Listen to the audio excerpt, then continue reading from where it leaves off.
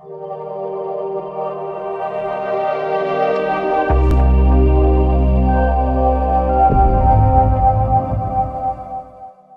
Friends, आप सभी का आपके अपने यूट्यूब चैनल डिस्कवर राजस्थान में स्वागत है। My self Gurpreet Singh. हम कर रहे थे साइंस और साइंस में हमारी सीरीज चल रही थी, तो आज हम अपना नेक्स्ट टॉपिक लेके आए हैं विद्युत धारा। तो विद्युत धारा के बारे में जो इम्पोर्टेंट जानकारी है वो आपके साथ में आज शेयर करूंगा। तो चलते हैं हमारी स्लाइड की ओर, देखते हैं हमारे विद्युत धारा किसे कहते हैं और उसके बारे में जो भी आपके इंपॉर्टेंट क्वेश्चन बनते हैं वो हम लेंगे। तो देखो, सबसे पहले हमें पता होना चाहिए विद्युत धारा कहते किसे हैं। देखो, विद्युत धारा की हम क्या करेंगे, परिभाषा लिखते हैं। सबसे पहले हमारा टॉपिक है, क्या है, विद्युत धारा। अब हमें पता होना चाहिए कि सबसे पहले कि विद्युत धारा किसे कहते हैं। तो विद्युत धारा जो होती है वो आवेश के प्रवाह की दर होती है, उसको अपने क्या बोलते हैं, विद्युत धारा। तो लिखो, इसकी परिभाषा लिख लेते हैं। आवेश के प्रवाह की दर, आवेश के प्रवाह की दर क्या कहलाती है, आवेश के प्रवाह की दर विद्युत धारा कहलाती है, विद्युत धारा कहलाती है। ठीक है, आवेश के प्रवाह की दर क्या कहलाती है, विद्युत धारा कहलाती है। और इसके अलावा आपसे क्वेश्चन में पूछता है कि विद्युत धारा का मात्रक क्या होता है।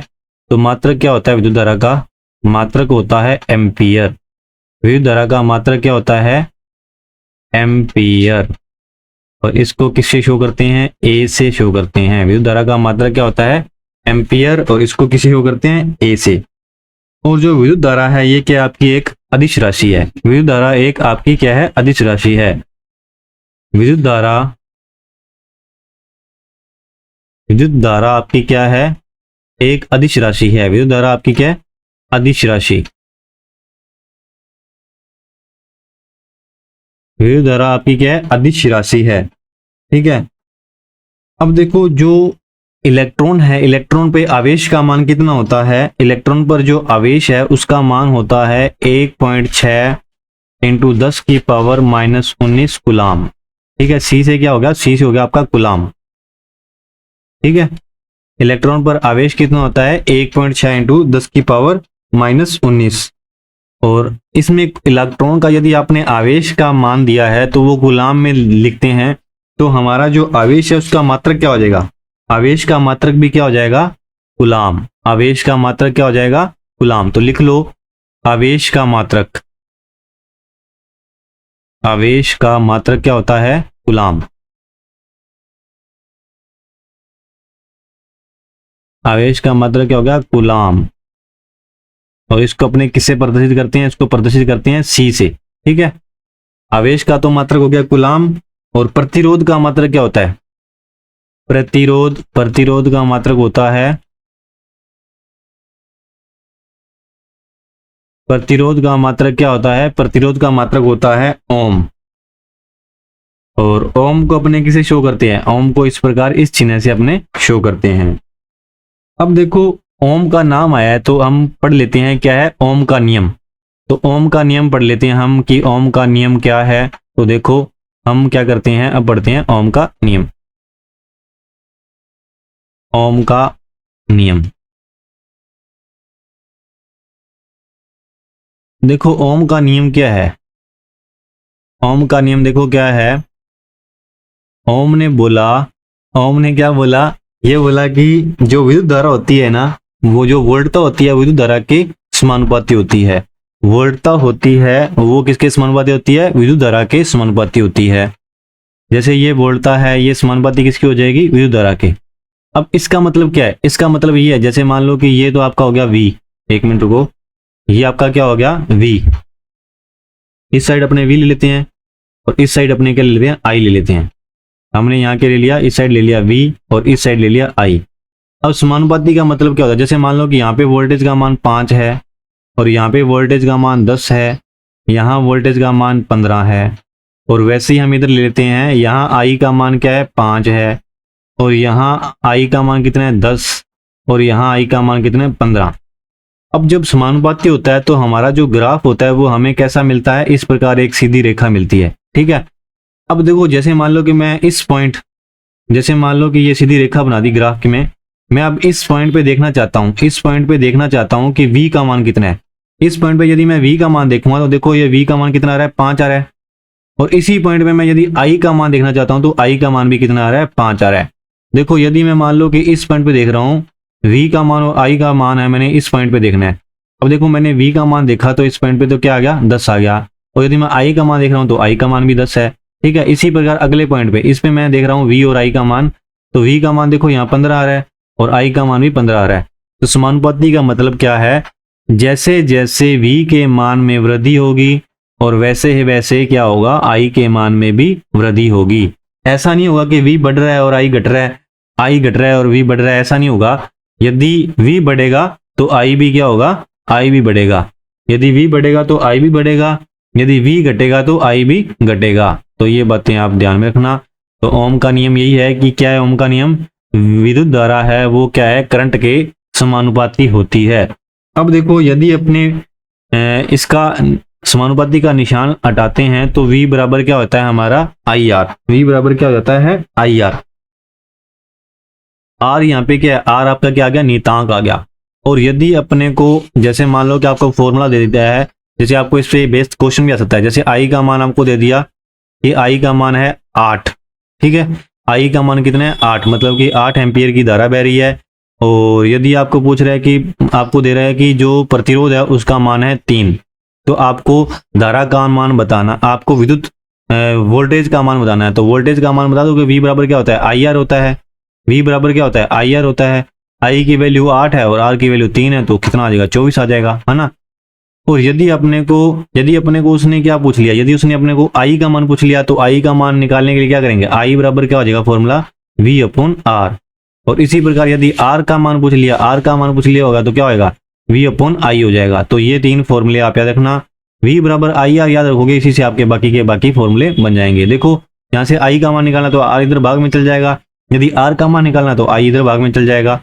तो इस प्रकार ये आपका जो ओम का नियम है, ओम ने कहा कि v है जो वोल्टेज है वो धारा के समानुपाती होता है, यानी कि जैसे जैसे धारा का मान बढ़ेगा वैसे वैसे वोल्टेज का मान भी बढ़ेगा। अब देखो कुछ युक्तियां हैं उसके बारे में हम पढ़ लेते हैं। जैसे आपका हो गया एमीटर, देखो एमीटर के बारे में देखते हैं।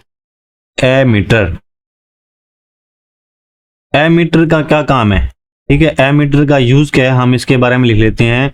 जो आपको एग्जाम से क्वेश्चन पूछा जाता है कि एमीटर किस लिए काम आता है, तो एमीटर है जो विद्युत धारा को मापने में काम आता है। विद्युत धारा को मापने में, विद्युत धारा को मापने में किसका उपयोग किया जाता है, एमीटर का। विद्युत धारा को मापने में किसका उपयोग किया जाता है, एमीटर का। और जो एमीटर होता है ये क्या होता है, सदैव श्रेणी क्रम में लगाया जाता है। एमीटर है वो क्या होता है आपका, सदैव, सदैव यानी कि हमेशा, हमेशा कैसे लगेगा, श्रेणी क्रम में। एमीटर हमेशा क्या होगा आपका, श्रेणी क्रम में लगेगा, सदैव श्रेणी क्रम में लगाया जाता है। इसको एक बार हटा देता हूं मैं। एमीटर है उसको सदैव किस में लगाता है, श्रेणी क्रम में लगाया जाता है। ठीक है, इसके अलावा हम एक बात और जानते हैं कि जो आदर्श एमीटर होता है उसका प्रतिरोध कितना होगा, आदर्श एमीटर का प्रतिरोध 0 होगा। आदर्श एमीटर का प्रतिरोध, आदर्श एमीटर का प्रतिरोध कितना होता है, प्रतिरोध होता है 0। आदर्श एमीटर का प्रतिरोध कितना होता है, 0। तो ये बातें आप एमीटर के बारे में ध्यान रखना। अब हम अपना नेक्स्ट ले लेते हैं वोल्ट मीटर। नेक्स्ट क्या ले लेते हैं, वोल्ट मीटर। तो वोल्ट मीटर के बारे में जो आपकी इंपॉर्टेंट बातें बनती हैं वो ले लेते हैं। वोल्ट मीटर, देखो वोल्ट मीटर, इसमें हम क्या मापेंगे, नाम से ही पता लग रहा है, वोल्ट मीटर है, नाम से पता लग रहा है, तो वोल्टेज मापेंगे ना। वोल्ट मीटर का उपयोग किस लिए किया जाता है, विभवांतर मापने में किया जाता है। वोल्ट मीटर का उपयोग किसमें किया जाता है, विभवांतर, विभवांतर मापने में, विभवांतर मापने में किसका उपयोग किया जाता है, वोल्ट मीटर का। ठीक है, और आदर्श जो वोल्ट मीटर होता है उसका प्रतिरोध कितना होता है, इन्फिनिटी। आदर्श वोल्ट मीटर, आदर्श वोल्ट मीटर का प्रतिरोध कितना होता है? इन्फिनिटी। वोल्ट मीटर का मतलब क्या होता है? वोल्ट मीटर प्रतिरोध का मतलब क्या होता है? प्रतिरोध मतलब होता है उसका व्युत्क्रम जो धारा को बहने के लिए रोकेगा। अब यदि धारा को बहने से रोकना है तो हमें आदर्श वोल्ट मीटर है वो चाहिए, तो उसका प्रतिरोध यदि बहुत ज्यादा होगा तभी तो वो रोक पाएगा ना। तो आदर्श वोल्ट मीटर है उसका प्रतिरोध क्या होता है? अनंत। ये जो आपका चिन्ह बनाया है ये किसका चिन्ह होता है? अनंत का, अनंत, इन्फिनिटी। ठीक है, आदर्श वोल्ट मीटर का प्रतिरोध कितना होता है? अनंत।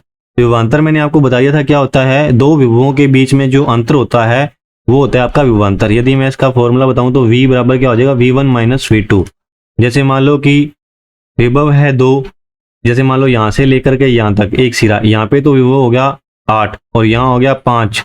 तो यदि अपने को विभवांतर निकालना है तो दोनों विभवों का अपने क्या कर देंगे? अंतर निकालेंगे, तो उसी को अपने क्या बोलते हैं? विभवांतर। ठीक है, वोल्ट मीटर का उपयोग क्या किया जाता है? विभवांतर को मापने के लिए।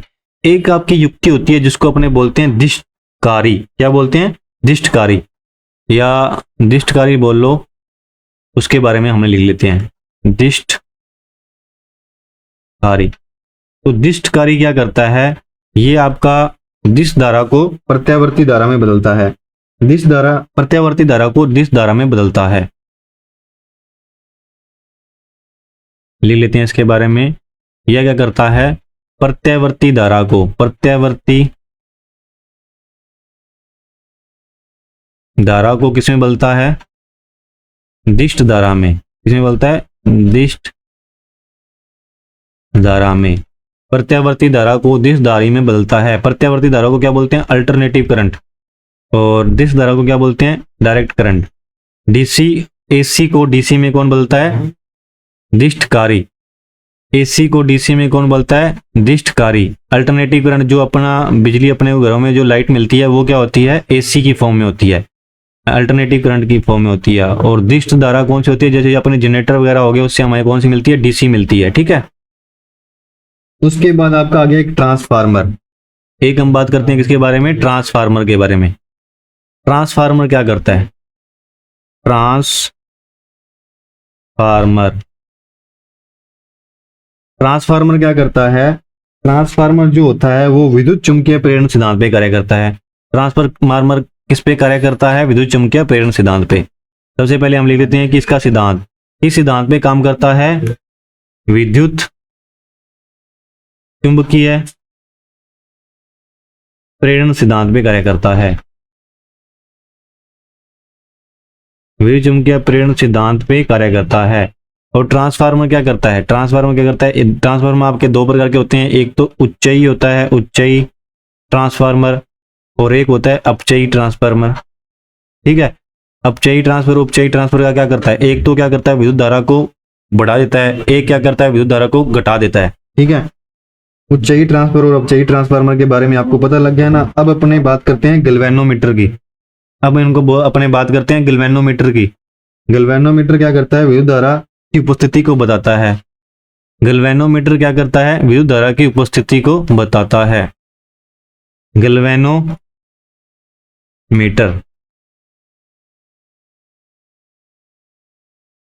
गैल्वेनोमीटर क्या करता है? विद्युत धारा की उपस्थिति को बताता है।